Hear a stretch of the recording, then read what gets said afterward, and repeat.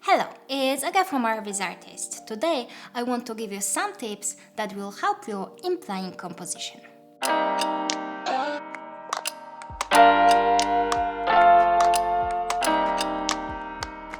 Composition is a really important topic. Maybe not as hot as render settings, but in my opinion, way more essential. It is one of these things that needs to be considered first when planning the image. This is why it's the first chapter of my book. Okay, so let me give you the first tip. Before you decide which composition rules you want to follow, think about the idea first. Consider different options. Ask yourself, what effect do you want to achieve? Let me show you what I mean in the example of this image.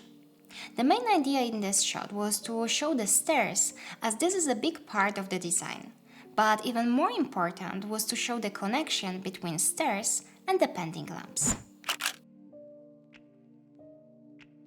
Decide which part of the image you want to emphasize. What do you want to show your viewer in the first place? Also ask your client if there are any particular things that are more important to the design and the space you're going to show. So here, the focal point is the pendant, and the stairs wrap it around.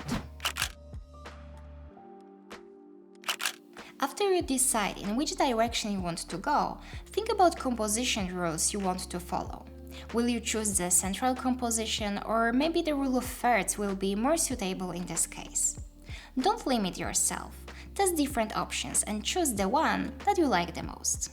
If you haven't watched the video where I explain the composition rules, make sure you don't miss it. I put the link in the corner. Let's go back to our image. So here we decided to use central composition to create a big visual statement, but then we decided to move it and position the pendants in the 1/3 from the bottom to make it more interesting. Don't forget about the visual width. If one object is a big statement in your image, it needs to be balanced to make visualization more pleasant to look at. However, remember to keep attention on the main subject. In this example, there are not many elements in the image, but still, we need to think about the balance. For this reason, the focal point is not positioned in the perfect center to keep harmony in the image. Also, the idea is supported by the contrast between light and shadows and the white stairs and copper pendants, which naturally draws our attention. Leading lines are a great way to draw your viewer's attention for the scene. They can be natural, like a river for instance, or man-made, like a road.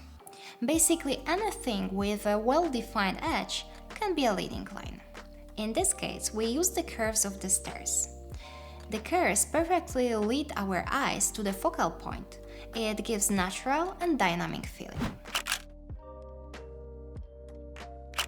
If you feel that something distracts the attention from what is important in your image, simply delete it from your scene. You don't need to include everything, especially unnecessary things.